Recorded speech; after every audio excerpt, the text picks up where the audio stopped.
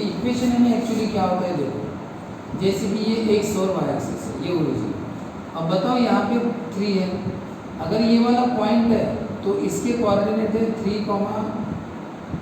X का 3 Y का 1। यहाँ पे जो पॉइंट है इसके 3, 2 होगा, है ना।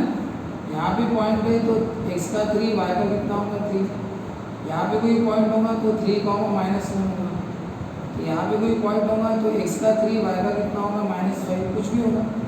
तो ये जितने पॉइंट्स अगर मैं यहाँ पे लेता हूँ, यहाँ पे ऐसे ऐसे ये वाले बोला, इधर वाले नहीं, वो बदल जाएंगे। मैं ये वाले पॉइंट अगर लेता हूँ तो सबका x कोऑर्डिनेट कितना आएगा, 3 आएगा। भले ही कौन चेंज होगा, y कोऑर्डिनेट चेंज होगा, लेकिन x कोऑर्डिनेट तो चेंज है। तो ऐसे सभी पॉइंट्स अगर एक साथ नज़दीक आ गए तो लाइन बनेगी ना। और इन सभी पॉइंट्स की स्पेशलिटी क्या है, कोऑर्डिनेट्स की। इन सभी पॉइंट्स के कोऑर्डिनेट्स की स्पेशलिटी है, सब में x का कोऑर्डिनेट 3 है। y भले चेंज हो रहा है लेकिन x तो फिक्स है ना। तो क्या फिक्स है, सबका x कोऑर्डिनेट कितना है, 3 है। ये हो गया इसका equation. Equation of this line is x = 3। क्यों भाई सर इसका इक्वेशन x = 3 क्यों है, क्योंकि इस सभी में x की वैल्यू कितनी है, 3 है सभी पॉइंट्स में। इक्वेशन में क्या होता है, जो कोऑर्डिनेट्स रहते हैं ना, इतने सारे पॉइंट हैं, सभी पॉइंट्स की कॉमन चीज, सभी पॉइंट्स की कॉमन चीज क्या है, वो उसका इक्वेशन। सभी पॉइंट्स में कॉमन क्या है, सबका x कोऑर्डिनेट कितना 3 है। हाँ, अब लेकिन कॉमन चीज हमेशा बदलती रहती है, ठीक है ना। अब जैसे कि ये 1 है, 2 है और ये 3 है। अब बताओ अगर मैंने ये वाली है, हाँ, अब इसका इक्वेशन क्या है, तो इसमें x और y कोऑर्डिनेट में कॉमन चीज ढूंढो। जैसे ये वाला पॉइंट है, इसके कोऑर्डिनेट है 1, 2, इसके कोऑर्डिनेट है 2, 1, इसके कोऑर्डिनेट है 3, 0, इसके 0, 3, इसके कोऑर्डिनेट ढूंढो। देखो क्या है, कोऑर्डिनेट पहले ढूंढने पड़ेंगे ना। तो क्या है, x का 4 y का -1। देखो 3, 0, 2, 1, 1, 2, x का 1 y का 2, x का 0 y का 3, यहाँ पे x का -1 y का 4, ऐसे सब ये पॉइंट बहुत सारे। अब सर इसमें तो ना x फिक्स है ना y फिक्स है। थोड़ी देर पहले सब में x कितना था, 3, x = 3 इक्वेशन हो गया झंझट हटाओ। उसका कॉमन रिलेशन, कॉमन जो सब में कॉमन है वो। अब आप बताओ इन सब में सर x भी कॉमन नहीं है और y भी कॉमन है, सब तो लगे ठीक है बेटा, लेकिन रिलेशन ढूंढ, कॉमन कुछ और रिलेशन होगा। इन सब में रिलेशन क्या है कि अगर इन सब के x और y को ऐड किया, इसको ऐड किया x और y को तो 3 आता है। x और y को ऐड करो, बोलो x और y ऐड करो सबके, तो बताओ ये कॉमन रिलेशन नहीं है क्या? हाँ, सबके x और y ऐड करो, सब में क्या आता है, 3 आता है। तो क्या कॉमन रिलेशन, सबका x और सबका y अगर ऐड किया तो कितना आंसर आता है, 3 चल। तो इस लाइन का इक्वेशन क्या होगा, x + y = 3। हर एक में रिलेशन होगा। इक्वेशन जो कॉमन चीज़ हो तो बदलने जाएंगे ना, रिलेशन बदल जाएंगे। बताओ ये जो लाइन मैंने अभी खींची थी, इसमें x और y का एडिशन 3 नहीं आता। इसमें क्या होता है, सबका x कोऑर्डिनेट सेम है लेकिन y कोऑर्डिनेट क्या है, बदल रहे। अगर मैं इसमें अगर करूँगा x और y का एडिशन तो 3 + 0 3, 3 - 1 2, 3 - 3 0। अब इसमें क्या सेम आ रहा है क्या, x और y का एडिशन नहीं आ रहा है ना। तो वो हमें ढूंढना है कि कौन सी चीज़ भाई इसमें कॉमन आ रही है, एडिशन, सब्सट्रैक्शन, मल्टीप्लिकेशन, डिवीजन, क्या हो रहा है वो कि सेम आ रहा है। तो वो तो क्या है, सब में कोई, सब में ना y, सबका x सेम होने के कारण हमने लिख दिया x = 3, ठीक है ना।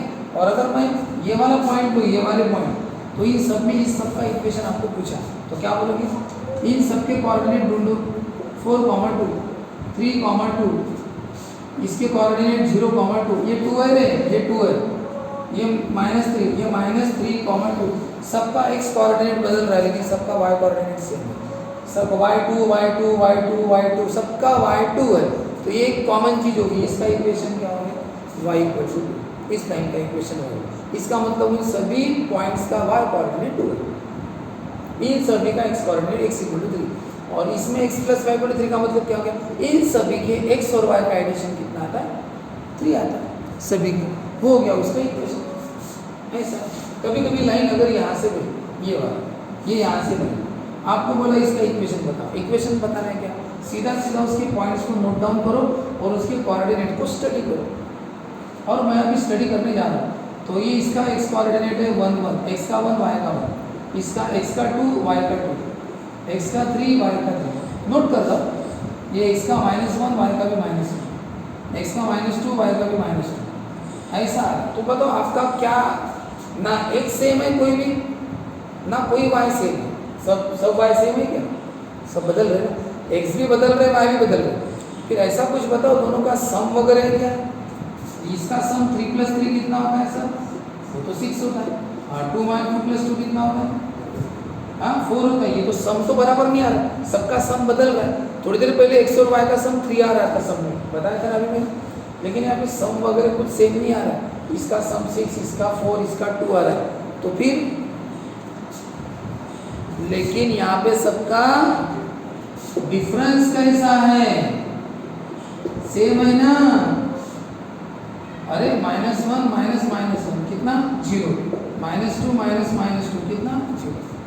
तो सबका क्या सेम है? डिफरेंस है। ये कौन है? x माइनस, ये कौन है? y। x में से y, x - y = 0। ये हो गया इसका इक्वेशन, क्योंकि ये सब में कॉमन चीज है। सबका x और y माइनस करो, 0 आएगा। 0 तो सब में कॉमन आ रहा है। क्या 0? डिफरेंस 0 आ रहा है सबका। और थोड़ी देर पहले क्या आ रहा था सबका? सम कितना आ रहा था? 3 आ रहा है। और इसमें क्या हो रहा है सबका? डिफरेंस। या फिर आप और ऐसा भी बोल सकते हो, कैसे? अगर मैं इस -y को उधर लेके जाऊँ तो क्या होता है? +1। आपको ये नहीं दिख रहा है यहाँ पे? x और y दोनों कैसे दिख रहे हैं? सेम। x और y सेम नहीं है तो क्या इक्वेशन है? x = y। ये भी बोल सकते हो, क्योंकि x - y 0 को ही हम बाद में x = y लिख सकते हैं। तो ये भी तो दिख रहा है सबको, x और y सेम से, ये इसका रिलेशन हो गया इक्वेशन। तो आप जितने भी लाइंस की इक्वेशन है, इक्वेशन में क्या होता है? That is the common relation between the coordinates of every point on the line. Line का एवरी पॉइंट, उसके कोऑर्डिनेट्स में कॉमन रिलेशन। कोऑर्डिनेट्स में कॉमन रिलेशन क्या? तुम बोलोगे सर इसका सम 6 है, इसका थोड़ी 6 है। हाँ, लेकिन डिफरेंस 0, डिफरेंस 0, डिफरेंस 0। हाँ, ये कॉमन इक्वेशन, ऐसा बोलो। तो इसको बोलते हैं इक्वेशन ऑफ लाइंस। की इक्वेशन में क्या होता है? अब बताओ, जो लाइन ओरिजिन से गई उसमें कांस्टेंट टर्म आया ही नहीं, सिर्फ x और y। लेकिन जो मैंने ये लाइन निकाली थी उसमें x + y = 3 था, यानी कांस्टेंट टर्म आ गया। तो जो लाइन ओरिजिन से जाती है उसमें कांस्टेंट टर्म नहीं आता। अब लाइंस में इक्वेशन में x और y का पावर 1 1 आता है, x का पावर 1 और y का पावर। अब ये जो लाइन मैंने निकाली थी x = 3 थी, बताओ इसमें y था क्या? इस लाइन की इक्वेशन में सिर्फ x है, y नहीं। तो लाइन के इक्वेशन में या तो सबके सब मौजूद रहेंगे, पूरी फैमिली रहेंगी यहाँ पे, x भी y भी और कांस्टेंट भी। या तो हो सकता है सिचुएशन देख के कोई नहीं आता है ना, जैसे इसमें कौन नहीं आया? y नहीं आया, एब्सेंट है वो, सिर्फ x है और कांस्टेंट है, x और कांस्टेंट यानी 2 टर्म है। और ये थोड़ी देर पहले बताया था मैंने, ये y = 2 आया, तो उसमें कौन है? y और कांस्टेंट है, लेकिन एक एब्सेंट है। कभी सब रहेंगे, कभी कोई कम रहेंगे, है ना। लेकिन बेसिक चीज याद रखना कि ये मैक्सिमम ये 3 टर्म्स रहते हैं और x और y का पावर कितना आता है? 1 आता है। अब वो सिचुएशन है, अलग अलग लाइन्स है, कैसे रहती है उसके ऊपर उसके इक्वेशन में थोड़ा बहुत चेंजेस होता है, लेकिन x और y का पावर 1 तो फिक्स रहेगा। उसके बाद जो लाइन ओरिजिन से जाती है उसमें कांस्टेंट नहीं रहता है, बताया था। और जो ओरिजिन से जाती है उसमें कांस्टेंट नहीं, और जो ओरिजिन से नहीं जाती उनमें कांस्टेंट गारंटेड है। कोई भी इक्वेशन हो उसमें अगर तुम्हें कांस्टेंट दिखा, समझ जाना कि वो लाइन ओरिजिन से नहीं जाती। ठीक है, तो हम लाइंस के बारे में क्या क्या पढ़ते थे? हमने लाइंस के पहले इक्वेशंस देखे थे। लाइंस के इक्वेशंस की क्या क्या टेक्निक पढ़े थे हम? इक्वेशंस हम कैसे फाइंड आउट करते लाइंस का? हाँ, कोई भी लाइन, अभी इक्वेशन देखो, ये इक्वेशन तो मैंने आपको अभी जो मैंने इक्वेशंस निकाल के बताया ना आपको, ये है एक्चुअली बेसिक, यानी अभी जो मैंने करके बताया कि इक्वेशंस कैसे खुद फाइंड आउट करना, ये हो गई क्रिएटिविटी आप लोगों की, यही मेन है, एक्चुअली यही है, लेकिन आपको ये पढ़ाया नहीं जाता। ये है एमएससी लेवल, बीएससी एमएससी यानी मैथ्स को डेप्थ में समझना, वो बीएससी और एमएससी में। यहाँ पे कैसा थोड़ा एप्लीकेशन लेवल जैसा रहता है, आपको डायरेक्ट इक्वेशन बता देते कि ये इक्वेशन है ना। 10 से भी थोड़ा सा 12th में थोड़ा सा डेप्थ रहती है, और ज़्यादा डेप्थ वो आगे बीएससी एमएससी में उस लेवल पर रहती है। ठीक है, तो अभी क्या है, आपको सिर्फ एक अलग अलग टेक्निक से इक्वेशंस पता करने। फॉर एग्जांपल, इक्वेशन की पहली टेक्निक क्या पढ़ाई? पहली टेक्निक इक्वेशंस की बताई थी, उसके लिए मैंने कुछ तो भी एक वर्ड निकाला था, क्या अपन कोई वर्ड बनाया था क्या? वो वर्ड जल्दी से व्हाट्सअप क्या है बताओ, सुनाओ कौन सा वर्ड था वो, आपको लिख के जाना उसी समय बताया था। एक 2 पॉइंट्स वाली टेक्निक थी, एक स्लोप पॉइंट फॉर्म था, एक x equal to y equal to यानी वर्टिकल और हॉरिजॉन्टल, वर्टिकल का v लिया था, हॉरिजॉन्टल का v h लिया था, स्लोप पॉइंट फॉर्म। हाँ स्लोप की दो टेक्निक थी, एक सिंगल पॉइंट से स्लोप पॉइंट और ये 2 पॉइंट, ये दो 4 इंटरसेप्ट लिया था i, उसका वर्ड कौन सा बनाया था? vi का सीन है ना, और क्या था वो, तो बोलते हो क्या जल्दी, टाइम पास मत करवाओ, जल्दी जल्दी बता देते जाओ क्या है। तो आप क्या टेक्निक पढ़े थे हम? Host gear. ये यानी हॉरिजॉन्टल लाइन, यानी अगर कोई लाइन अगर हॉरिजॉन्टल है तो वो y को कट करेगी, तो y को सपोज 2 में कट करेंगे तो y इक्वल टू 2, और y को अगर -3 में कट करेंगे तो y इक्वल टू -3। ये v का मतलब क्या होता है? वर्टिकल। वर्टिकल यानी अगर कोई लाइन स्ट्रेट वर्टिकल है, it means perpendicular to x axis, perpendicular to x axis, parallel to y axis. तो वो जो वर्टिकल है, तो वर्टिकल क्या करती है? x को काटती है। तो x को कहाँ पे काटा? सपोज -3 में, तो x इक्वल टू -3। और ये x को अगर यहाँ पे 3 में काटा तो x इक्वल टू क्या आएगा? 3। x को 3 में कट कर देते x इक्वल टू 3। ये था वर्टिकल लाइन। वर्टिकल हॉरिजॉन्टल का मतलब है परपेंडिकुलर या पैरेलल, x और y एक्सिस। उसके बाद यानी यहाँ जो जहाँ पे काटेंगे वो इक्वेशन, x को काट दिया तो x इक्वल टू, और y को काट दिया तो y इक्वल, ये था। अब बताओ o यानी क्या था? o यानी क्या बताया था तुमने? हाँ हाँ, o यानी ओरिजिन से जाने वाली, ऐसा बताया। हाँ, तो जैसे ओरिजिन से जाने वाली अगर लाइन है तो उसका इक्वेशन क्या होता है? y equal to mx। बस, लेकिन आपको स्लोप पता होना चाहिए। स्लोप पता रहा तो ही आप उसका इक्वेशन लिख पाओगे। अगर आपको इतना बता दिया, सिर्फ इतना बताया, line is passing through the origin, और इक्वेशन बता, तो सर आपको इक्वेशन का तरीका पता होगा, y इक्वल टू mx है, लेकिन यमच नहीं पता था, आप रुक जाओगे ना, फिर सोच में बैठे यमच नहीं पता तो हम कैसे करेंगे?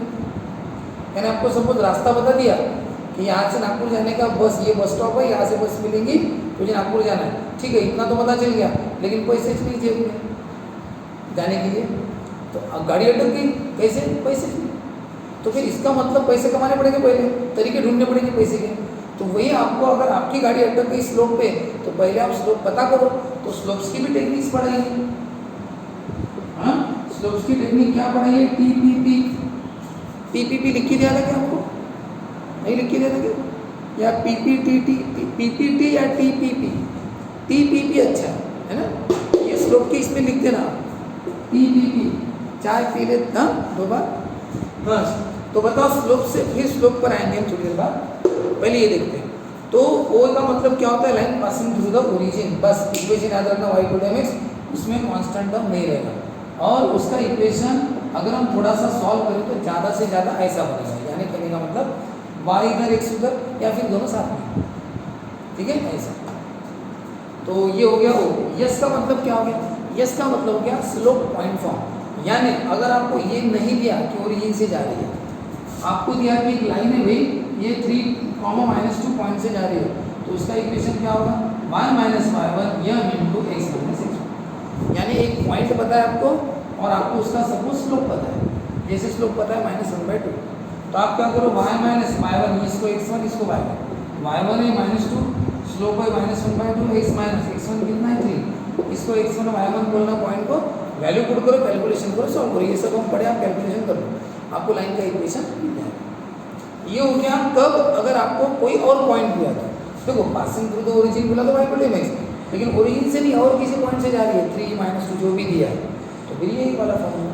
स्लोप पता होना चाहिए, लेकिन यानी यहाँ पे भी आप स्लोप से अटक जाओगे, पता नहीं होगा तो की बात होगी। यहाँ पे भी आप स्लोप अगर पता नहीं होगा तो अटक जाएगी गाड़ी।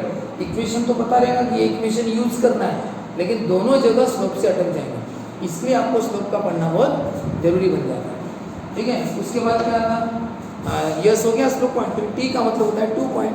चलो जाने तो, अगर आपको स्लोप नहीं पता लेकिन 2 पॉइंट पता है, कितने पॉइंट पता है? 2 पॉइंट पता है, तो फिर स्लोप की जरूरत नहीं है। 2 पॉइंट को क्या बोलते हैं? x1 y1 x2 y2। Formula क्या है? ये ऐसा ही फॉर्मूला है, ऐसा ही formula y minus y one m into x minus x one, लेकिन यम ना लिखते हुए वहाँ पे y two minus y one upon x two, ये एक्चुअली स्लोप का ही फॉर्मूला है, ठीक है ना ऐसा। तो ये है अपना लाइन का इक्वेशन 2.4। तो होता क्या है, सिचुएशन देखते हुए कि क्या दिया है उस हिसाब से आपके दिमाग में उसमें से एक टेक्निक आनी चाहिए। अगर आपको दिया पासिंग थ्रू द ओरिजिन तो आपके दिमाग में तुरंत आना चाहिए y equal to m x.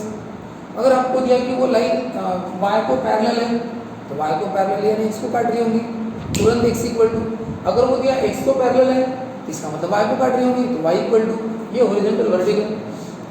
हाँ 2 पॉइंट्स, ये लाइन पासिंग थ्रू 2 पॉइंट्स, दिमाग में एकदम आना चाहिए 2 पॉइंट्स। जब भी इक्वेशन की बात चलती है तो ये होस्ट दिया है तुम्हारे आंखों के सामने है। और ये होता कभी बताया गया जब आप रिवीजन ज़्यादा करते हो, पढ़ते ज़्यादा हो, चीज़ें सिंपल रहती है लेकिन क्या होता है याद में नहीं आती। यानी होता क्या, पढ़ते समय अपने दिमाग में रहता है सब कि ऐसा करना है वैसा करना है, पढ़ते समय बहुत ईजी भी लगता है लेकिन रिकॉल नहीं होता। जब वो पर्टिकुलर उसका समय आता है तो अप्लीकेशन में ये ना कि यही चीज़ आने वाली है लगने वाली है, और उसके लिए नहीं क्या रिवीजन चाहिए।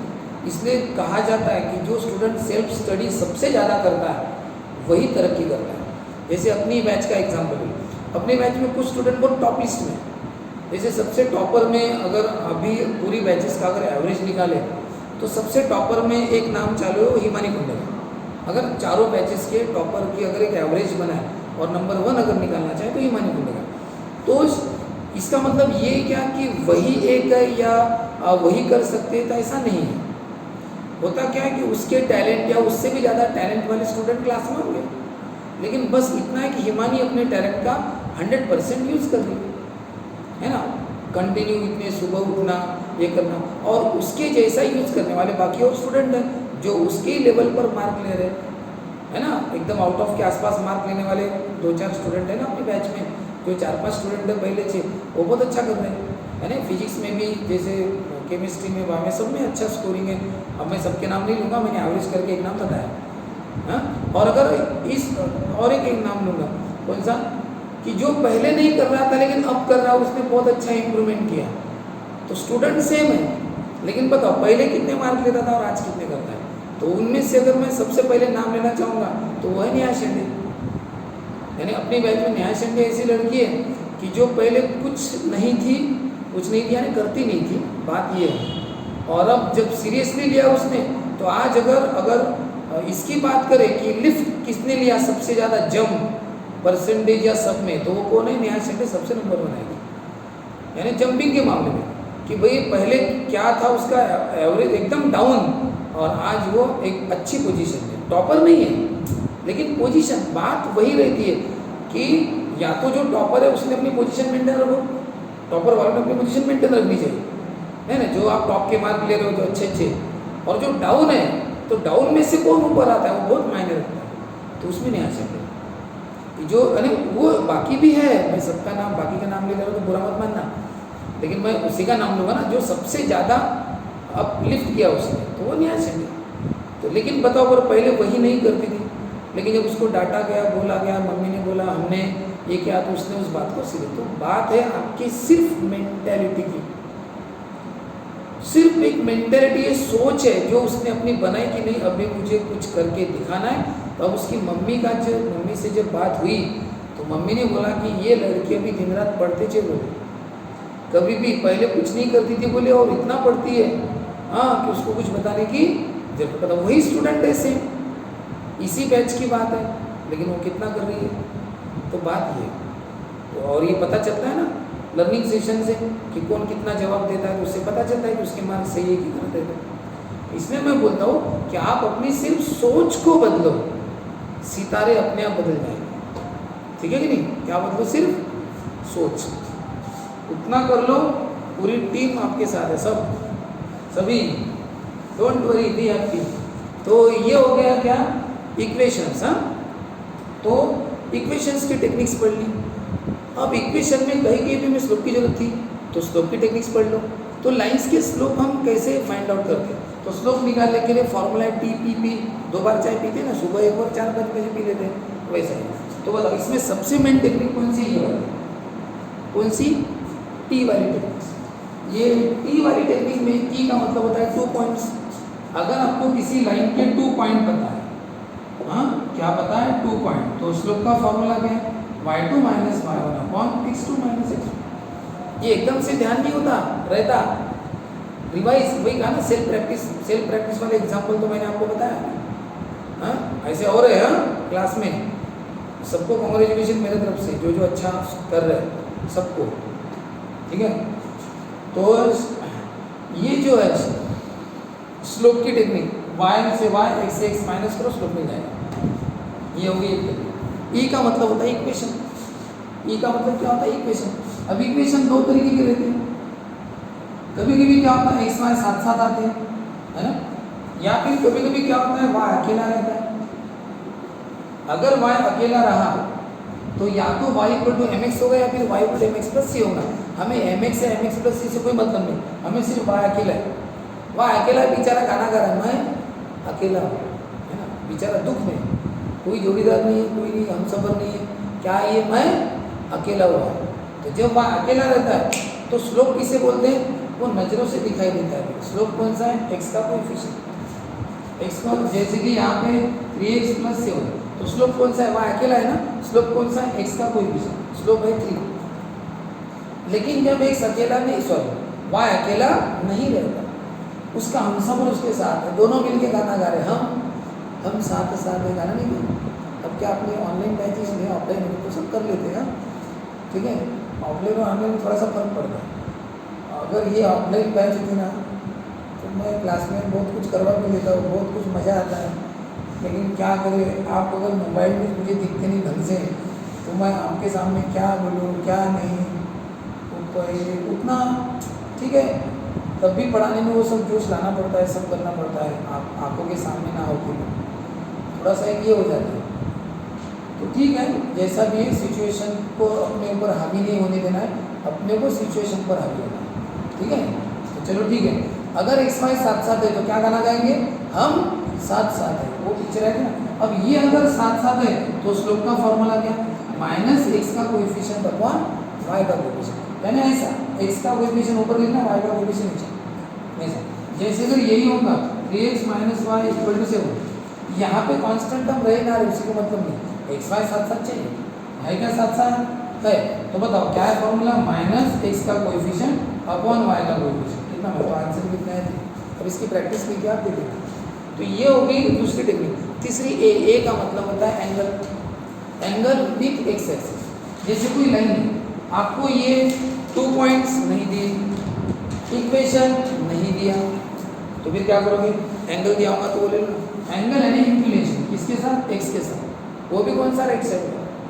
तो फिर क्या formula, m equal to tan theta. अगर आपको एंगल दिया, line is making an angle of 30 degree with the x axis, with the positive direction of x axis. ये इधर लेफ्ट वाली डायरेक्शन को नेगेटिव डायरेक्शन बोलते हैं, राइट वाले को पॉजिटिव बोलते हैं। ये लाइन दो एंगल कर रही है, इधर 150 डिग्री, उधर 30 डिग्री, लेकिन काम का कौन सा, राइट साइड वाला, चाहे छोटा हो या बड़ा, 30 डिग्री काम का। तो m equal to tan theta, यानी tan 30 कितना होता है, 1/2।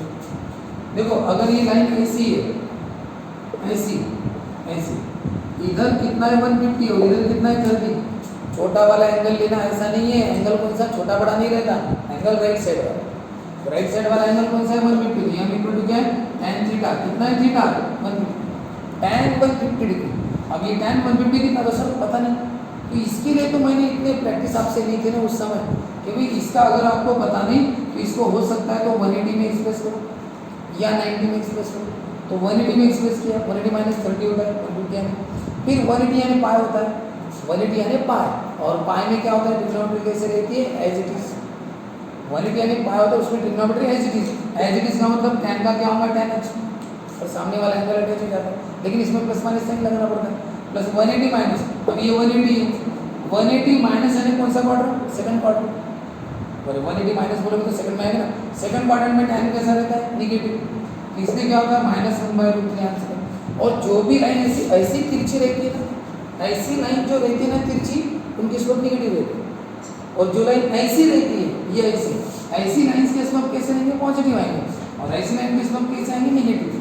थोड़ा सा कंसेप्ट ऐसा है कि यहाँ पे चढ़ रहे हैं तो पॉजिटिव स्लोप, और ऐसा समझो कि यहाँ पे उतर रहे तो नेगेटिव स्लोप, यानी स्लोप कम कम हो रहा है ना, ऐसा समझो, बाकी रहता उतना चाहिए, बाकी कुछ नहीं।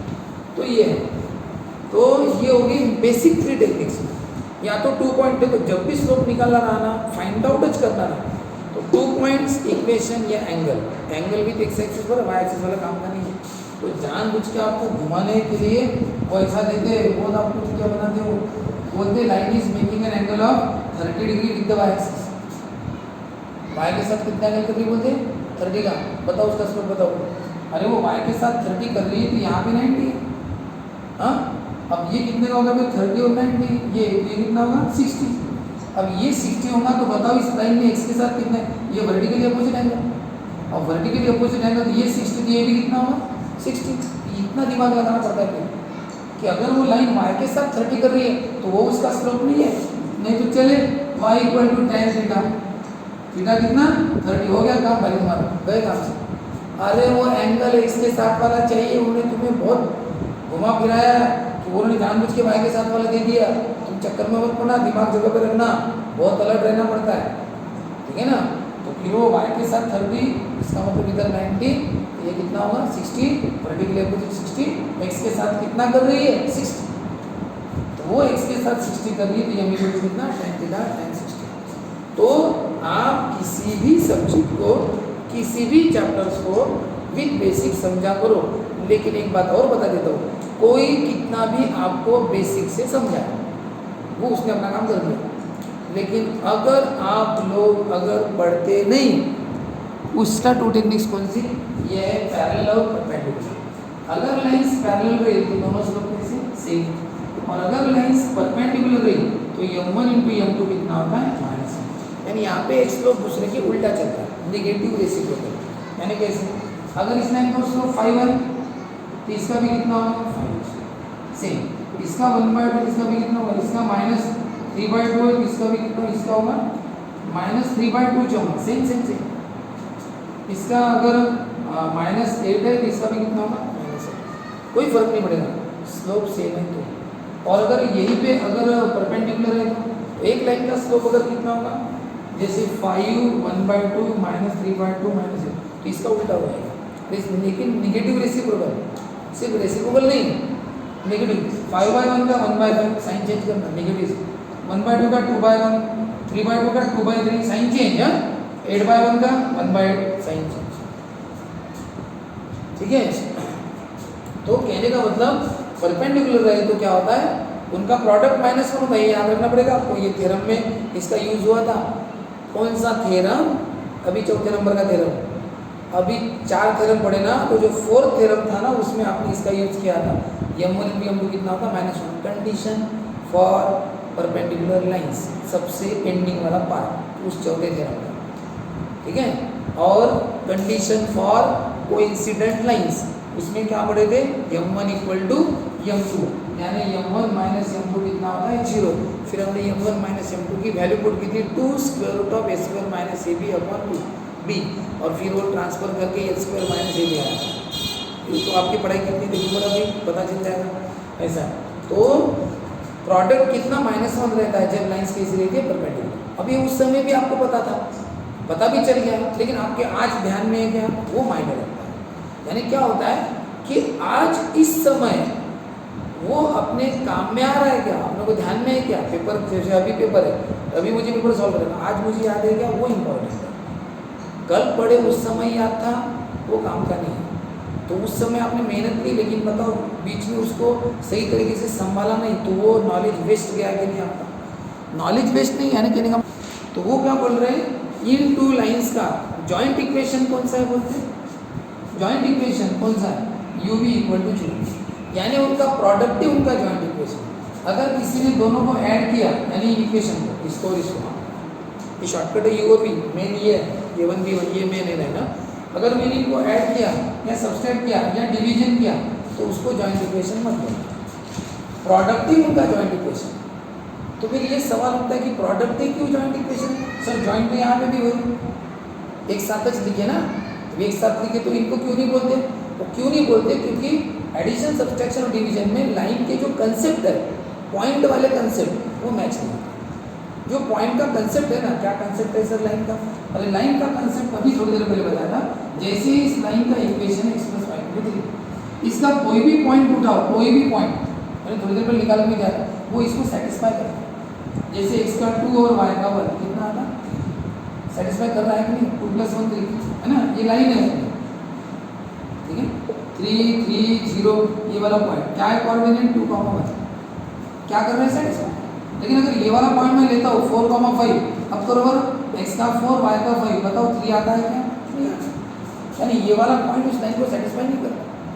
तो इस लाइन का हर पॉइंट उस लाइन को सेटिस्फाई करता है, क्यों, अरे क्योंकि वो पॉइंट उसी लाइन का है ना, रे उसी फैमिली का है ना, तो उसी फैमिली का है तो उसमें बराबर फिट होगा ना। किसी मशीन के नट और बोल्ट है तो उससे निकले भी तो उसी में फिट हो जाएंगे ना, क्योंकि वो उसी मशीन का क्या है, हिस्सा है वो। वैसे सभी पॉइंट से ही तो बनी है, तो वो पॉइंट कोई भी रहे उसको सेटिस्फाई करेगा। अब बताओ अगर वो पॉइंट मैंने x1 y1 दिया तो लाइन कौन सी है, ये है line a1x b1y plus c1 equal to, ये a1 b1 c1 है, नंबर्स है। तुम फोकस a1 b1 c1 पर मत करो, xy पर करो।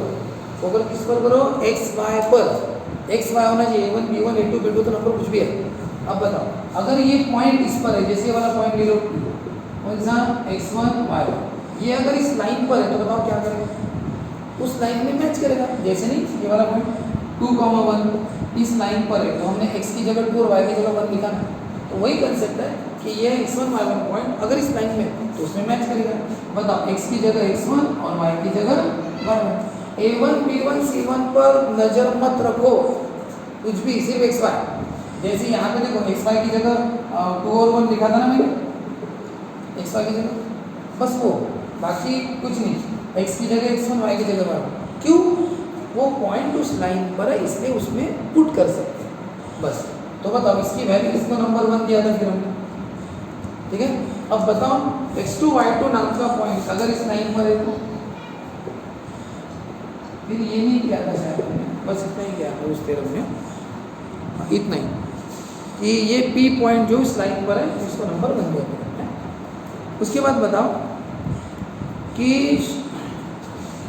अगर ये जॉइंट इक्वेशन है, जैसे एक बात बताओ, ये वाला पॉइंट इस लाइन पर है तो इसको सेटिस्फाई करता है, सेटिस्फाई करना है ना, उसमें पुट करके भी बराबर इक्वल टू 0 रहता है।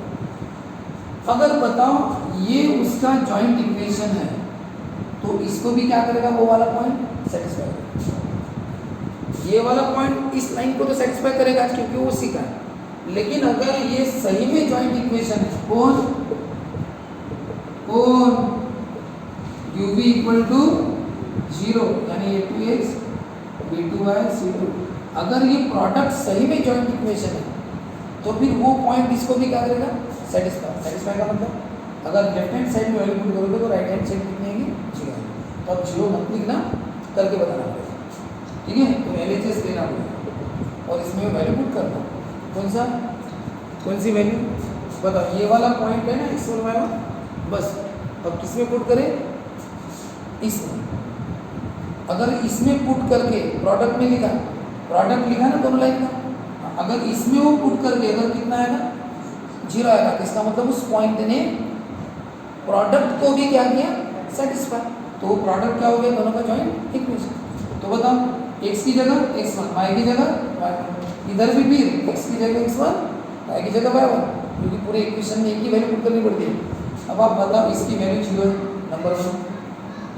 नंबर 1 में देखो इसका आंसर 0 था, ये वही एक चेक कर लो, इसका आंसर 0, ये जैसा है वैसा। अब बताओ 0 इंटू ब्रैकेट क्या होता है, 0। यानी ये बात तो हमें पता थी कि ये पॉइंट लाइन का है तो लाइन में तो पुट कर सकते हैं इक्वल टू 0, उसको सेटिस्फाई करेगा। लेकिन वही पॉइंट हमने जब दोनों के प्रोडक्ट में पुट किया तो उसमें भी इक्वल टू क्या आ गया, बराबर 0 आ गया। यानी वो पॉइंट इसको भी सेटिस्फाई करता है, इसको भी, यानी प्रोडक्ट को। तो इसका मतलब ये प्रोडक्ट क्या हो गया, उसका joint equation. Same case Q के लिए होगी, जैसे इसका एक पॉइंट उसको भी कर रहा है और जॉइंट को भी कर रहा है, तो वैसे ही इसका भी ये वाला पॉइंट सिमिलरली वही मेथड फिर से करनी है, इससे की नहीं थी। एक लाइन का एक पॉइंट का अगर पूरा करके बताया तो दूसरे लाइन के पॉइंट के करने की क्या जरूरत है, सेम वही रहेगा, है ना, कि भाई वही पॉइंट क्यू फिर किसको करेगा, सेटिस्फाई, इसको करेगा, और फिर वो जॉइंट को भी क्या करेगा, सेटिस्फाई। तो इसका मतलब इन लाइंस का कोई भी पॉइंट ले लो इन लाइन का कोई भी पॉइंट ले लो, इसको क्या कर रहा है, सेटिस्फाई कर रहा है। तो उसमें सेंटेंस लिखा था फिर हमने क्या, every point on the line u equal to 0 या फिर v equal to 0, every point on the line u equal to 0 satisfy the equation. इस इक्वेशन को क्या करता है, अभी किया ना सेटिस्फाई, देखो 0 है ना, तो इसका मतलब क्या होता है, ये सही में उसका जॉइंट इक्वेशन। लेकिन ये एक तरीका होगा कि इसके हर पॉइंट u इक्वल टू 0 का हर पॉइंट इस इक्वेशन को सेटिस्फाई करना है, बड़े वाले को। Similarly we can show that, हमने लिखा था कि सिमिलरली इसका भी हर पॉइंट भी उसको क्या करेगा, सेटिस्फाई करेगा। तो इसका मतलब ये हो गया, इसका भी हर पॉइंट, इसका भी एवरी पॉइंट क्या कर रहा है, उसको सेटिस्फाई। ये सही में दोनों का क्या हो गया, जॉइंट इक्वेशन। लेकिन फिर बस इतना बोलने से होता है क्या, फॉर एग्जाम्पल ये सेट ए है, इसमें 2 3 है, ये सेट बी है, इसमें 5 और 11, और अगर मैं बोलूँ कि बताओ 2 3 5 11 और 9, बताओ ये दोनों का जॉइंट इक्वेशन है क्या। अब जॉइंट इक्वेशन की जगह जॉइंट सेट बोलते हैं, मैं जॉइंट इक्वेशन बोलूँगा। बताओ इस लाइन पर इतने सारे पॉइंट हैं, कौन से, 5 और 11, इस लाइन पर कितने पॉइंट है, 2 और 3, और बताओ ये दोनों का जॉइंट इक्वेशन है। अभी आपने कौन सा पार्ट 1 किया, कौन सा काम किया, इसका हर पॉइंट इसको सेटिस्फाई करता है सर, इसका भी हर पॉइंट इसको सेटिस्फाई करता है सर, और आपने बोल दिया हाँ जॉइंट इक्वेशन। देखो पर इसका हर पॉइंट इसको करता है क्या, सेटिस्फाई, 5 और 11 है क्या, हाँ है सर, इसका हर पॉइंट इसको सेटिस्फाई करता है। हाँ, इसका हर पॉइंट करता है क्या, 2 3, हाँ सर करता है। यही तो किया ना आपने, क्या मतलब कि इसका हर पॉइंट और इसका हर पॉइंट इसको सेटिस्फाई करता है क्या, तो करता है। अभी देखा आपने, यहाँ पे भी करता है, तो फिर ये जॉइंट इक्वेशन हुआ क्या, नहीं, अभी भी ये जॉइंट इक्वेशन नहीं है। कैसे, ये इन दोनों का ही अगर जॉइंट इक्वेशन होता, फिर ये 9 क्यों आया इसमें। मान लिया कि इसका हर पॉइंट इसको सेटिस्फाई करता है, इसका भी हर पॉइंट इसको सेटिस्फाई करता है, लेकिन तब भी ये इन दोनों का जॉइंट इक्वेशन अभी भी नहीं है। क्यों, अगर इन दोनों से ही बना होता तो फिर एक्स्ट्रा टर्म क्यों आता, अगर इन दोनों से ही बना होता तो फिर एक्स्ट्रा 9 तो किसी में भी नहीं है, फिर 9 क्यों आता। हम ये नहीं बोलते अरे यार अगर इन दोनों का ही जॉइंट है तो काय को आया, क्या करना नहीं, इसका मतलब कुछ तो गड़बड़ है, ये इन दोनों का नहीं। यानी एक ही तरीके से सोचने से थोड़ी होता है, दूसरा भी तरीका सोचना पड़ेगा। कौन सा, अब दूसरा तरीका ये है, पहला तरीका कौन सा हो गया कि इनका हर पॉइंट इसमें है, इतना काम आपने कर दिया। अब पार्ट टू कौन सा कि इसका हर पॉइंट, इसका हर पॉइंट या तो पहले वाले में दिखेगा या दूसरे वाले में दिखेगा। अब बताओ इसका हर पॉइंट पहली या दूसरे में है क्या, देखो बड़ा, 2 पहली वाली में, 3 पहली वाली में, 5 दूसरी वाली में, 11 हाँ सर आ रहा है ना। इसका हर पॉइंट किसी ना किसी में दिखेगा, दोनों में से 9, बोलो 9 ना पहले वाली में ना दूसरी वाली में, यानी ये इन दोनों का जॉइंट इक्वेशन नहीं है। और इसके बजाय अगर मैं ऐसा लिखता तो अब बताओ, अब इसका हर पॉइंट या तो पहले वाले में या, अब ये पार्ट 2 कंप्लीट हो गया कि इसका भी हर पॉइंट दोनों में से किसी ना किसी में, इसका मतलब ये प्योरली इन दोनों का क्या है, जॉइंट इक्वेशन। तो ये पार्ट 2 है, इसका हर पॉइंट उसमें आ जाए, तो वो पार्ट 2 कैसा, हमने लिया जॉइंट इक्वेशन ये वाला, हाँ पार्ट 1 हो गया। पार्ट 1 कौन सा हो गया, इसका हर पॉइंट इसको सेटिस्फाई करता है, हमने देख लिया। अब पार्ट 2 कौन सा, अब इसका हर पॉइंट, अब इसका एक पॉइंट अपने मन से ले लो r, इसका अपने मन से कौन सा पॉइंट ले लो r, x3 y, अपने मन से क्या कि r इसका पॉइंट है। अभी बात बताओ, अगर r x3 y3 इसका पॉइंट है, किसको तो करेगा, अच्छा कोई भी पॉइंट किसी का है तो उसको तो करता ही है। अगर हमने अनाउंसमेंट नहीं कर दी कि r इसका पॉइंटर है तो इसको तो करेगा सेटिस्फाई। तो बताओ क्या आएगा, हर जगह कौन आएगा, x3 y3 है ना, तो अगर इसी का पॉइंट है तो आप 100% पुट कर सकते हो। अगर आपने कहा तो हमने बोल दिया अपने मन से r x3 y3 इसका पॉइंट है, x3 y3 लिया था कि x डैश y डैश लिया था, x डैश y डैश लिया था क्या, x डैश y डैश, तो x डैश y डैश ये पॉइंट है, ये इसका है, तो फिर हर जगह सेटिस्फाई करेगा। हो गया। अब बताओ इसका मतलब क्या होगा, इसका मतलब होता है कि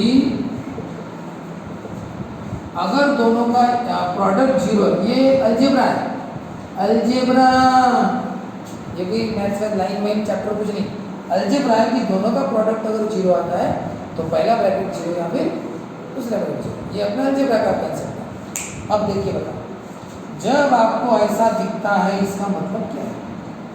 इसका मतलब वो लाइन कौन सी होगी पता है क्या? वो लाइन होगी a1x b1y प्लस c1, और ये लाइन कौन सी होंगी?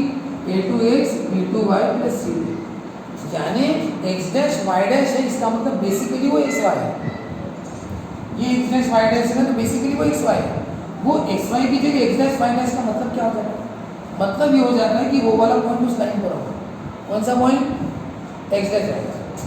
फॉर एग्जांपल mx प्लस ये जैसे 3x प्लस 5y प्लस 7 ऐसा कुछ है, और ये लाइन है, हाँ ये वाली लाइन है।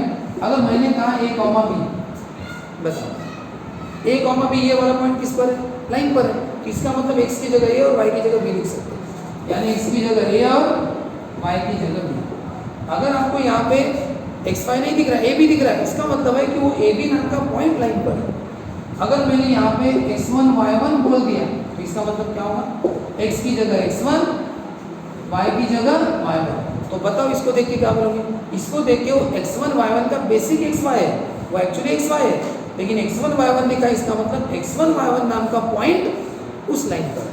और बताओ अगर ये x डैश y डैश है तो बताओ क्या होगा? x की जगह x डैश, y की जगह y डैश। बताओ x डैश ऐसा देख के क्या पता चलेगा? ऐसा देख ये पता चलेगा x डैश y डैश कोई भी पॉइंट है जो इस लाइन पर है, वो डैश डैश हटा देना, 3x प्लस वही तो किया है मैंने। मैं क्या बोल रहा हूँ? x डैश y डैश है, इसका मतलब x डैश y डैश ये वाला पॉइंट इस लाइन पर होगा। डैश डैश हटा दो ना, बेसिकली इस लाइन पर। बताओ ये लाइन कौन सी है? यही तो पहली लाइन है। यानी x डैश y डैश नाम का कोई तो भी पॉइंट है वो इस लाइन पर होगा, और x डैश y डैश नाम का पॉइंट इस लाइन पर होगा। यानी x डैश y डैश नाम का पॉइंट या तो पहली लाइन पर होगा या उस लाइन पर होगा। अभी नहीं बताया था कि ये 2 3 5 11 कि ये जो है इसका पॉइंट या तो पहले वाले में होगा या फिर दूसरे वाले में होगा, है ना? या तो पहले में या दूसरे में, तभी तो इसको जॉइंट इक्वेशन बोलेंगे। वही बात है कि x डैश y डैश या तो पहली लाइन में है दूसरी लाइन में। बताओ बेसिकली है वो किसका? इसका, क्योंकि हमने x डैश y डैश लिया किसका? इसका लिया, अरे जॉइंट इक्वेशन का लिया ना। फिर ये प्रूव करके देख रहे हैं कि इसका हर पॉइंट जो हमने लिया वो पहली में है कि दूसरे में, किसी ना किसी में होना चाहिए। इसका हर पॉइंट किसी ना किसी में होना चाहिए, तो वही तो प्रूव हुआ ना। x डैश y डैश है इसका जॉइंट वाले का, तो प्रूव करके बता या तो पहली लाइन में है या किसी ना किसी में तो है। इसका मतलब ये सही में उन दोनों लाइन का जॉइंट इक्वेशन। थोड़ा टेक्निकल टर्म्स है, मैंने इसको लॉजिकल जो आपको समझना है, जो यूज़ किया गया है वहाँ कैसे रहता है। लेकिन लाइन कौन सी बताई थी? Passing through the origin.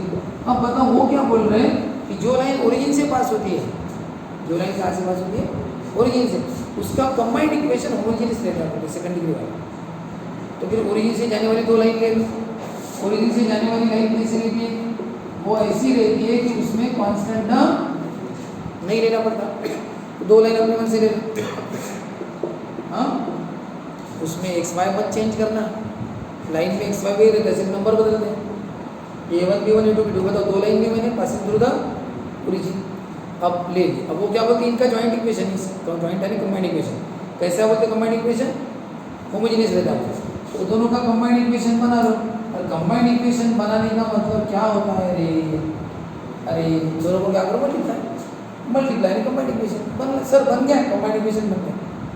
लेकिन कंबाइंड इक्वेशन कैसा रहता है? बोलते हैं होमोजेनियस रहता है। बोलते हैं कि वो कैसे बताएंगे? मल्टीप्लाई करो, हो गया। इसमें इसको मल्टीप्लाई करो a1 a2 x, इसमें इसको मल्टीप्लाई करो a1 b2 x, फिर इसमें करो तो इसमें किया तो क्या होगा? b1 a2 x, फिर इसमें इसको करो तो क्या होगा? b1 b2 y, तो y into y y square होगा। ये मल्टीप्लाई। अब देखो एक्स वाई दो बार है, ये तो एक बार है लेकिन ये तो दो बार है ना। एक्स वाई कॉमन निकालो, बताओ एक्स वाई अगर मैंने कॉमन निकाला तो क्या आएगा? ये ऐसा है, ऐसा कॉमन निकालो। फिर बताओ ये सब नंबर ही तो है। अब ये सब नंबर इनकी जगह छोटा नंबर लिखते हैं। कैसे? जब कोई भी दो नंबर मल्टीप्लाई करोगे तो एक नंबर तो बनेगा ना। जैसे a1 की वैल्यू 3 है और a2 की वैल्यू 4 है। a1 इंटू a2 कितना होगा? 3 इंटू 4 कितना होगा? 12। आप क्या लिखोगे? 12x²। इसका मतलब कोई तो भी एक नंबर लिख दो, दो दो लिखने से अच्छा है। तो क्या करेंगे हम एज्यूम करेंगे क्या? सपोज a1 a2 यानी a1 ने a2 को मल्टीप्लाई किया तो आंसर कितना है? a। हम अपने मन से लिख रहे हैं। तो फिर बताओ b1 b2 कितना लेंगे? b। और ये A1 B2 और B1 A2, फिर इनका भी एक आंसर लेंगे, क्या लेंगे 2H। यानी ये जो 4 नंबर इनका एडिशन मल्टीप्लिकेशन का आंसर हमने अपने में से क्या दिया 2H, कुछ भी लो, और वो स्टैंडर्ड लिया इसमें। तो बताइए इक्वेशन बाद में दिखने में कैसा दिखेगा, A1 A2 यानी A, B1 B2 यानी B, और ये जो 4 नंबर इसके जो क्या लिखो 2H। अब वो तो दिखने में थोड़ा छोटा दिख रहा है भाई।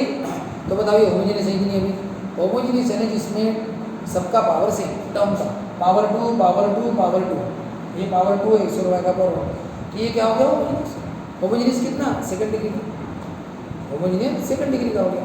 तो ये हो गया सेकंड थ्योरम कि जॉइंट इक्वेशन कौन सी लाइंस का याद रखना, पासिंग थ्रू द ओरिजिन बोला है, ओरिजिन से जाने वाले का ही बनता है क्या होमोजीनियस, ये बात याद रखना। अगर एक भी लाइन अगर ओरिजिन वाली नहीं रही ना तो फिर ये होमोजीनियस नहीं बनेगा। एक एग्जांपल दे दूँ, हाँ ये वाली लाइन ओरिजिन से जाने वाली है और मैं अगर दूसरी लाइन ओरिजिन से जाने वाली नहीं लेता, ये वाली लेता, तो बताओ वो लाइन का इक्वेशन कैसे होगा, B2y प्लस C आएगा, उसमें कौन आ जाएगा कांस्टेंट, इसमें कांस्टेंट नहीं आएगा ओरिजिन से जा रही है, लेकिन इसमें इक्वेशन में कौन आ जाएगा कांस्टेंट। और अब बताओ अगर आप अब मल्टीप्लाई करोगे तो x इंटू एक्स क्या होगा x का, x इंटू वाई क्या होगा एक्स वाई, लेकिन x इंटू कांस्टेंट क्या होगा x, यहाँ पे x नहीं है ना, तो x इंटू करोगे तो x से जाएगा ना। और बताओ y into x x y, फिर से x y, y into y y square, y into number, ये नंबर है ना, तो y इंटू नंबर क्या होगा y। तो अब बताओ इस इक्वेशन में अच्छी तरह से देख के बताओ, पावर 2 सब जगह आएगा, ये पावर 2 है, ये पावर 2 है और ये पावर 2 है, लेकिन x का पावर कितना है 1, y का पावर कितना है 1। अब बताओ बोले क्या होगा, तो होमोजेनियस नहीं रहा क्योंकि x का पावर 1 और y का पावर, ये पावर 2 है और ये पावर 1 है, होमोजेनियस नहीं रहा। होमोजेनियस कब होगा, जब दोनों जगह लाइंस कैसे रहेंगी पासिंग थ्रू द ओरिजिन, यानी कांस्टेंट टर्म नहीं रहेगा, बस ये भी x का ये भी x का, एक्स स्क्वायर आएगा, एक्स वाई आएगा और वाई स्क्वायर आएगा। याद रखना जब भी आपको होमोजेनियस दिखा सेकंड डिग्री वाला समझ जाना इसकी दोनों लाइन कहाँ से जाने वाली है, ओरिजिन से जाने वाली है, गारंटेड। ये हो गया अपना सेकंड थ्योरम, ठीक है। होमोजेनियस का थर्ड थ्योरम कौन सा था, थर्ड थ्योरम था कि अब उल्टा, थर्ड थ्योरम उल्टा है। अब कोई भी आपको होमोजेनियस दे, कोई भी अगर आपको होमोजेनियस दे दिया, हाँ तो वो कैसा रहता है बोलते हैं, वो पासिंग थ्रू द दो लाइन करता है। यानी अगर मैंने आपको कुछ नहीं दिया, हाँ, और आपके सामने ऐसा इक्वेशन रख दिया, और आपको बोला इस इक्वेशन के बारे में बताओ आपकी राय क्या है, देखते बराबर बता देना, पावर 2 पावर 2 पावर 2 सर ये सबका पावर 2 2 है, यानी होमोजेनियस है, वो भी डिग्री 2 वाला है, होमोजेनियस है यानी डिग्री 2 वाला। तो सर इसका मतलब इसमें दो लाइन है, वो भी दो लाइन कौन सी है, पासिंग थ्रू द ओरिजिन वाली है। देखो इक्वेशन देख के आपको इतना सब कुछ बता दिया, क्योंकि आपको ये बात पता है कि जो इक्वेशन होमोजेनियस रहता है डिग्री 2 वाला होमोजेनियस, इसका मतलब वो दो लाइन का जॉइंट इक्वेशन रहता है। क्या रहता है वो दो लाइन का, वो भी दो लाइन कैसी रहती है, पासिंग थ्रू ओरिजिन वाली, इधर उधर वाली नहीं, ये गारंटेड पता है तो आपने बता दिया, ठीक है ना। तो वही आपको थ्योरम है ये वाला कि होमोजेनियस इक्वेशन क्या रिप्रेजेंट करता है, two lines passing through the origin. तो होमोजेनियस में दुनिया भरेगी, दुनिया भरेगी। अगर एक हाथ टर्म नहीं रहा तो भी होमोजेनियस है, सेकंड डिग्री पावर 2 होमोजेनियस। इसलिए एक छोटा लेना और एक बड़ा लेना, एक छोटा लिया मैंने, b की वैल्यू 0 ले ली, ये नंबर है ना, a b b सब नंबर है, तो मैंने b की वैल्यू 0 ले ली। अब बताओ b 0 हो गया तो क्या होगा, b 0 हो गया तो ये पूरा नंबर 0 हो जाएगा ना, तो इतना बचेगा। अब इसमें x कॉमन निकालो, क्या कॉमन निकालो x कॉमन निकला तो x कॉमन निकला तो 2h का। अब बताओ आपके सामने मैथमेटिकली एक अलजेब्रिक एक्सप्रेशन बन गया, कौन सा, कि ये और ये टर्म का प्रोडक्ट कितना है 0। अब अलजेब्रा क्या बोलता है आपको, अलजेब्रा ये बोलता है जब दो टर्म का प्रोडक्ट कितना होता है 0, कोई भी दो टर्म अगर प्रोडक्ट 0, या तो पहला टर्म 0 होगा या फिर दूसरा टर्म 0, ये अलजेब्रा है। तो बताओ दोनों का प्रोडक्ट 0 है, इसका मतलब या तो फर्स्ट टर्म 0 होगा या फिर सेकंड टर्म 0 होगा। अब आप देख के बताओ, इनको देख के आपको लाइन की याद आनी चाहिए। अगर मैंने कभी भी आपको ऐसा इक्वेशन दे दी, मैंने बोला 5x + 7y इसके बारे में बताओ, तुम्हारी राय क्या, देखते बराबर बताना सर इस इक्वेशन में x और y का पावर 1 1 है और ज्योमेट्री ये बोलती है कि जब भी x और y का पावर 1 1 आता है वो इक्वेशन लाइन का रहता है, एक लाइन का, चाहे कोई x रहे या y रहे या दोनों रहे, लेकिन अगर पावर 1 है तो लाइन का इक्वेशन। तो ये x और y का पावर क्या है 1 1, x का पावर क्या है 1, इसका मतलब दोनों किसकी इक्वेशन है, लाइन की इक्वेशन। और इसमें भी एक बात और डिटेल में, सर इसमें कांस्टेंट टर्म नहीं है, इस इक्वेशन में कांस्टेंट टर्म नहीं है, इसका मतलब ये लाइन स्पेशल लाइन है, कहाँ से जाने वाली, ओरिजिन से जाने वाली, क्योंकि इसमें कांस्टेंट टर्म नहीं है। तो एक तो ये आपको पता हो, देखते बराबर कि लाइन का इक्वेशन है और पार्शियल का ओरिजिन है, बताओ x और y का पावर 1 1 है, कांस्टेंट टर्म नहीं है, x का पावर 1 है ना, तो इसका मतलब लाइन का इक्वेशन है, और कांस्टेंट टर्म नहीं है तो पासिंग थ्रू द ओरिजिन। तो ये दोनों लाइन से पासिंग थ्रू द ओरिजिन। तो बताओ था क्या पहले, ये पहले क्या था रे तू, पहले तू था होमोजीनियस सेकंड डिग्री वाला, और इससे क्या बन गया, two lines passing through the origin, यानी इसमें है ना दो लाइन, यानी हर होमोजीनियस इक्वेशन छोटा बड़ा क्या रिप्रेजेंट करता है, two lines passing through the origin. उसकी चीर फाड़ करनी पड़ती है ना, तब जाके उसके दो पता चलते हैं, यानी उसमें दो लाइंस है, दिखाई नहीं दे रही है लेकिन है ना रे, लेकिन वो कुछ तो भी प्रोसेस करनी पड़ेगी, तब वो दो अलग अलग हो जाएंगी। कौन सी चीज़ है खाने पीने की, जब उसमें 2-3 चीज़ें रहती है लेकिन कुछ प्रोसेस के बाद वो अलग अलग हो जाती है। दूध को अगर आप गर्म करोगे तो उसमें जो साय है, हाँ क्रीम, वो अलग निकलती है ना बाद में, पहले दिखती है क्या नहीं, लेकिन बाद में गर्म करने की प्रोसेस करने के बाद तो दिखती है ना, तो उसमें क्रीम और वो जो भी रहता है वो निकल, केमिकल्स में होगा कुछ ऐसा कि कोई केमिकल प्रोसेस करने पर उसकी 2 या 3 जो भी चीज़ें फिर अलग अलग दिखाई देती है, वैसा है इसमें 2 लाइन है, दिखाई नहीं दे रही है लेकिन है प्रोसेस की थोड़ी सी पता चल गया 2 लाइनें करती है ऐसा। हाँ तो यही तो थ्योरम है वो कि होमोजेनियस इक्वेशन सेकंड डिग्री का क्या रिप्रेजेंट करता है, 2 lines passing through the origin. लेकिन सर तुमने तो छोटा वाला लिया, बड़ा वाला करके बताओ, ये तो छोटा वाला है ना, छोटे वाले पिल्लों को तो कोई भी बता देगा, हाँ कॉमन निकालो, लेकिन बड़े वाले को बताना है तो बड़े वाले को कैसे बताएंगे, ये बड़ा वाला जो है ना ये भी रिप्रेजेंट करता है होमोजेनियस है ना, क्या रिप्रेजेंट करता है, 2 lines passing through the origin. पहले इसमें 2-3 स्टेप मैंने आपको याद रखने के लिए कहा, पहली स्टेप मैंने बोला था इसको मल्टीप्लाई बाई बी करो, देखो अब बी 0 नहीं है, अब बी 0 नहीं, उसको मारना मत, जिंदा रहने दो, है अभी।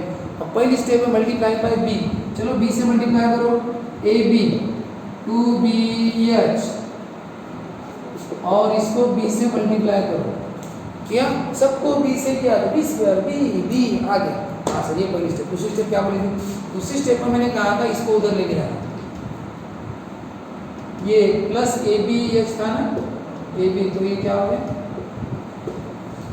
ये ABH स्क्वायर था ना, उसको उधर लेके जाना, क्या कर देना माइनस, ये दूसरी स्टेप याद रखने को कहा था।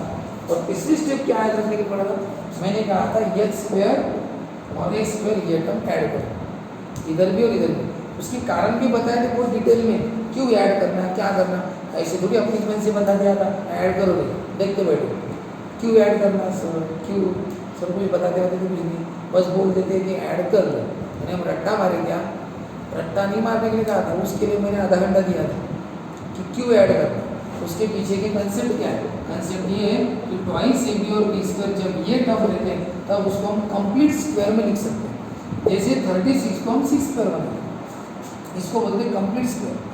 7 को कंप्लीट स्क्वायर नहीं बोलते, स्क्वायर भले लिखेंगे लेकिन कंप्लीट स्क्वायर नहीं, लेकिन 36 को लिखते हैं 6 स्क्वायर, वो कंप्लीट स्क्वायर है 36। वैसे इसको कंप्लीट स्क्वायर कैसे लिखें, a square twice AB B square complete square, उसके लिए क्या चाहिए, 2 टर्म के स्क्वायर, 2 टर्म स्क्वायर फॉर्म में और उनके बेस मल्टीप्लाई में चाहिए 2 के साथ। तो वैसा यहाँ पे बताओ, ये by का स्क्वायर यानी by स्क्वायर, हाँ साथ में 2 है, लेकिन ये 2 पार्ट हो गए, पहला पार्ट हुआ, अगर बताओ एक बार मैंने इसको निकाल दिया तो अब आप कंप्लीट स्क्वायर लिख सकते हैं क्या, नहीं लिख सकते सर, सिर्फ 2 ही टर्म है, एक टर्म गायब है, कौन सा टर्म गायब है बता, ढूंढ सर, ये स्क्वायर है बराबर, इसका बेस बीच में है बराबर, बेस भी बीच में, तो यहाँ पे जो होगा वो इधर स्क्वायर फॉर्म में चाहिए ना, जो ये टर्म है ये क्या चाहिए स्क्वायर फॉर्म में, इसका मतलब अब हो गया अच्छे से कंप्लीट। तो बताओ ये by का स्क्वायर, सर ये स्क्वायर बराबर है, तो ओके एक स्क्वायर है, वही बीच में चाहिए, अरे वही बेस बीच में चाहिए ना, तो बताओ ये बी वाई बीच में नहीं है क्या, है ना। लेकिन बताओ 2 के साथ और एकदम स्टार्टिंग में चाहिए, बताओ कौन सा टर्म है वो, एच एक्स। तो ये एच एक्स यहाँ पे ऐसा चाहिए ना, कैसा, कंप्लीट स्क्वायर में। अब बताओ a square twice a b, b square, फिर ये बनेगा ए प्लस बी का whole square, h x plus b whole. अब एक बात बताओ, तुमने इधर अगर एच स्क्वायर, ये एच स्क्वायर एक्स स्क्वायर अगर इधर ऐड किया तो इधर भी ऐड होगा ना रे, और एल एच एस सारे उसको गुस्सा नहीं आएगा कि इधर से ऐड कर दो उधर मुझे छोड़ रहे हैं, ऐसा नहीं होता। इक्वेशन में दोनों इधर भी ऐड करो। अब बताओ इधर एक्स स्क्वायर कॉमन निकलेगा तो बचा कौन, x square minus a b. फिर इसके बाद इसको स्क्वायर फॉर्म में लिखो। स्क्वायर फॉर्म कैसा, सर ये स्क्वायर है, वो नहीं है स्क्वायर, उसको स्क्वायर बनाओ। कैसे, फॉर एग्जाम्पल ये 7 एक्स स्क्वायर है, तो 7 को कैसे लिखते हैं, 7 का स्क्वायर, और ये क्या है एक्स स्क्वायर। तो वैसे ही मैंने ये नंबर है, ये नंबर है, एक्स स्क्वायर माइनस ए भी नंबर है, जैसे 7 कैसे नंबर है वैसा वो नंबर है, साथ में एक्स स्क्वायर है, दिख रहा है ना। बताओ इसको स्क्वायर फॉर्म में लिखो, कैसे, ऐसा स्क्वायर रूट करके, हो गया स्क्वायर फॉर्म उसका। अब उसके बाद देखो जैसा ये किया, अब दोनों का एक कंबाइन स्क्वायर करो, ऐसा दोनों को एक में डाल के स्क्वायर, तो वैसे ही इसको करो, ए स्क्वायर माइनस ए बी इसका होल स्क्वायर, दोनों का स्क्वायर है ना, कंबाइन स्क्वायर, और ये तो पहले से ही बन गया है। फिर उसके बाद क्या करो, उसको इधर लाओ। अब उसको इधर लाया तो प्लस का क्या होगा, माइनस, तो उधर क्या बचेगा, जीरो। और वो इधर आ गया तो उधर जीरो नहीं बचेगा, और उधर प्लस का क्या होगा। अब एक मैथमेटिकल अलजेब्रा का फॉर्मूला लगता है, कौन सा अलजेब्रा का फॉर्मूला, ए स्क्वायर माइनस बी स्क्वायर क्या होता है, ए प्लस बी माइनस, ये ए है और ये बी, ए स्क्वायर माइनस बी स्क्वायर क्या होता है, ए प्लस बी और ए माइनस। तो अब ये हो गया। अब एक बात बताओ, इसमें एक्स 2 बार है, कभी भी एक्स एक बार चाहिए ना, 2 बार करना चाहिए, एक्स कॉमन निकालो। इस बी वाई को थोड़ा साइड में रखो और एक्स कॉमन निकालो। जैसे कि देखो ये बी वाई में इधर लिखता हूँ, ये बी वाई, एक्स कॉमन निकालो, एक्स निकाला तो क्या हुआ एच, और एक्स निकाला तो क्या बचा है, एच स्क्वायर माइनस बी। मतलब ये एक्स कॉमन निकाला, ये छोड़ बी वाई बाजू में किया, ठीक है ना। अब बताओ ये एक्स का टर्म और ये वाई का term, for example 2x minus 7, ये एक्स का टर्म और ये वाई, ये तो नंबर है ना रे, एच बी, मैंने 2 बोला, बी की जगह -7 लिखा। बेसिक चीज पकड़ो, एक्स और वाई है ना, है, बताओ ये किसका इक्वेशन है, देखते बराबर बता देना, लाइन का इक्वेशन, वो भी कौन सी लाइन, कांस्टेंट टर्म नहीं है, देखो एक्स और वाई है, कांस्टेंट टर्म नहीं है, तो लाइन का इक्वेशन, वो भी कौन सी लाइन, पासिंग थ्रू द, ऐसा इधर भी कर लेना, इक्वल टू 0, वही एक्स कॉमन निकाल के। तो बताओ क्या बोलेंगे। अब जब एक बात बताओ, जब भी प्रोडक्ट 0 आता है तो अलजेब्रा क्या बोलता है, प्रोडक्ट जब 0 आता है तो ऐसा होता है, ये जो फर्स्ट टर्म है, हाँ ये फर्स्ट टर्म है ना, या तो ये 0 और वो वाला 0। तो बताओ अगर एक्स वाई इक्वल टू 0 आता है, इसको लाइन का इक्वेशन बोलते हैं, तो बोल देंगे क्या हो गया, lines equation, this equation represent lines passing through the origin.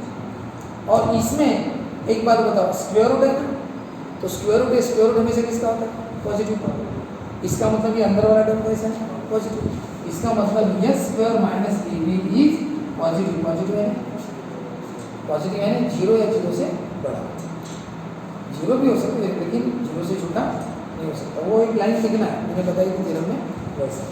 तो हो गया ये। तो ये थ्योरम याद कैसे रहता है, जब मैं क्या ऑफलाइन मैच रहते हैं ना, तो मैं हर थ्योरम क्लास में पहले पढ़ा देता हूँ, जैसे उस समय मैंने पढ़ाया था, फिर मिटाता हूँ, फिर डबल पढ़ाता हूँ, वैसा मैंने ये किया था, मिटा के डबल पढ़ाया था। और उसके बाद तीसरी बार मैं क्लास में सबको टाइम देता हूँ, मिटा देता हूँ, चल लिखो अपने में से, और वहाँ पर खड़ा रहता हूँ, सब अपने में से लिखते हैं। और अपने में से लिखते समय कोई पूरा लिख पाता है, कोई आधा लिखता है, भूल जाता है, फिर मैं फिर तीसरी बार और पढ़ाता हूँ, और फिर उनको और लिखने लगा हूँ। मेरा पूरा पीरियड करीबन 2 पीरियड में उसमें लिखा इस तरह में, 2 पीरियड। दूसरे दिन भी अगर खत्म नहीं हुआ तो चलो लिखो मेरे सामने, और मैं उठता हूँ और मेरे सामने लिखते हैं, और इतना परफेक्ट हो जाते हैं क्लास में सब भी स्टूडेंट, सबके सब, यानी उनको ये पूरा थ्योरम फटाफट लिखते हैं, कोई 2 बार में, कोई 3 बार में, कोई 4 बार में परफेक्ट हो जाता है लिखने की, फटाफट। ये ऑफलाइन भी करता हूँ मैं। अब एक बात बताओ, अब ऑनलाइन हो गया है, ये जवाबदारी आपकी बनती है नहीं, मेरे तरफ से तो मैं समझाने का काम कर रहा हूँ, अब प्रैक्टिस कैसे करवाओ आप लोगों की, है ना। बस आपको बता रहा हूँ कि 2 बार आप खुद लिखो थ्योरम को। देखो हर दिन बहुत छोटा सा पढ़ना होता है, हर दिन हम मैथ्स कितना पढ़ते हैं, बहुत छोटा सा ही पढ़ते हैं। वो छोटे से मैथ्स को आप घर में पक्का सा लर्न करो। इसलिए अगर आप 2 घंटे अगर मैथ्स पढ़ते हो डेली, तो 1 घंटा अपने करंट चैप्टर को देना चाहिए। करंट चैप्टर का लर्निंग कितना रहता है, छोटा सा रहता है। करंट चैप्टर का जितना बड़े छोटा सा उसको पूरा लर्न करके, और दूसरे 1 घंटे में आपने क्या करना चाहिए, वो थोड़ी देर पहले बताया था, पिछले चैप्टर्स का रिवीजन। लगे तो आधे घंटे में इसी आधे घंटा, और इसी का देखो पास्ट का, यानी ये पेयर ऑफ स्ट्रेट लाइन का आज का, ये भी पेयर ऑफ स्ट्रेट लाइन का जो अब तक पढ़ा वो पुराना वाला इसी चैप्टर का, और आधे घंटे में लगे तो पिछले चैप्टर। लेकिन कंपलसरी पिछला चैप्टर। मेरी बात मानो ईमानदारी से, ठीक है। मेरा इतना बड़ा एक्सपीरियंस है इस फील्ड में, मैथ्स में। मैं अपने अनुभव के आधार पर बोलता हूँ, मैंने कई स्टूडेंट्स देखे जो मैथ्स में कंगाल और बर्बाद थे, लेकिन 12th में जिन स्टूडेंट्स ने मेरी बात को माना और अपनाया, उनका मैथ्स जो लेवल बनाना, वो आज भी मुझे इस बात की बहुत खुशी होती है उस समय। जिस खुशी को हम पैसे भी नहीं गिन सकते, काउंट ही नहीं कर सकते उस खुशी को। जब कोई स्टूडेंट बोल रहा है कि सर मैथ्स आपके कारण बना, या जब वो यूनिवर्सिटी में टॉप करता है, बी इंजीनियरिंग कॉलेज में सेकेंड ईयर में टॉपर है, जब वो वहाँ पे मैथ्स में टॉप आता है, फर्स्ट ईयर में मैथ्स इंजीनियरिंग में, तो मुझे कॉल आते कभी बोलते कि सर वो इंजीनियरिंग में फर्स्ट ईयर में पूरे यहाँ से मैं टॉप हूँ सर मैथ्स में। ऐसा जब बोलते ना स्टूडेंट मुझे बताते हैं, तो मुझे वो, और उसका कारण वो पूरा क्रेडिट देते हैं मुझे कि सर बस आपको, तो उस खुशी को मैं पैसे में नहीं दे सकता, वो चीज़ मिलती है। तो मुझे उस समय ऐसा लगता है कि काश अपनी ज़िंदगी बहुत अच्छे काम में जा रही है, कि अपन स्टूडेंट्स की लाइफ बना रहे हैं। और ये बनाते समय कभी कभी गलतियाँ भी होती है, मुझसे होती है, अपने सिस्टम से होती है, तो आपको अलर्ट रहना उसमें, है ना। तो बस मेरा कहना यही है कि भाई आप लोग को ये चीज़ मिल रही है, उसका फ़ायदा उठाओ और ज़बरदस्त तरीके से करो जो भी करना, और जो चीज़ में बता था उसको अपनाओ, नहीं तो फ़ायदा नहीं है। मैंने जो कहा उसको 100%, पिछले 3 चैप्टर की डेली एक प्रॉब्लम करना, वो कंपलसरी है आप लोगों के लिए। और आप में से जो स्टूडेंट 2 लाइन्स है और 2 लाइन्स अगर ओरिजिन से, बेसिकली ओरिजिन से जाने वाली बता रहा है, ये ओरिजिन से 2 लाइन जा रही है, उनके बीच का एंगल कौन सा, थीटा, हाँ। और वो लाइन्स का जॉइंट इक्वेशन है ax² 2hxy by² = 0। सब जन प्रेजेंट है ना कि गायब हो गए? हाँ, पता नहीं है क्या, टीचिंग पर डिपेंड करता है ना। बोर लग रही होंगी, कितना बर्दाश्त करेंगे, है कि नहीं। बर्दाश्त की भी हद होती है ना, सर हो गया बहुत, अभी मैं चाय में जा रहा हूँ, आप बड़बड़ करते रहो। हाँ देखो सर, ये है homogeneous equation, joint equation 2 lines का। अब इसमें 2 लाइन्स है, याद रखो 2 लाइन से ओरिजिन से जाने वाली, इसका मतलब इसमें 2 स्लोप भी है, 2 लाइन्स है 2 स्लोप है, तो उनमें एक रिलेशन है, कौन सा, कि m1 + m2 कितना होता है -2h/b, और m1 m2 कितना होता है a/b। ठीक है, इसको याद रखने के लिए आप ऐसा फंडा यूज कर सकते हो, मामा और मामी बोलो इनको, मामा और मामी, एडिशन है, दोनों मिल गए, शादी होगी ना, मामा और मामी की शादी होगी, अरे शादी होने के बाद मामा मामी बने, ठीक है, पहले नहीं थे।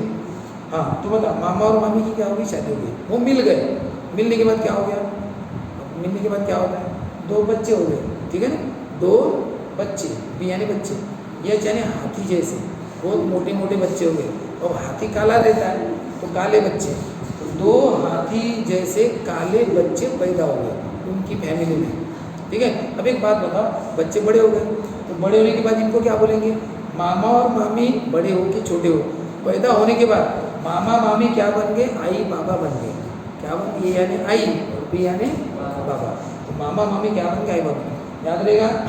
मामा मामी मिल गए, प्लस यानी मिल गए, और 2 हाथी जैसे काले बच्चे पैदा हो गए, निगेटिविटी माइनस साइन, ठीक है। और मामा मामी क्या बन गए, आई बाबा बन गए, याद रखना अच्छी तरह से यहाँ।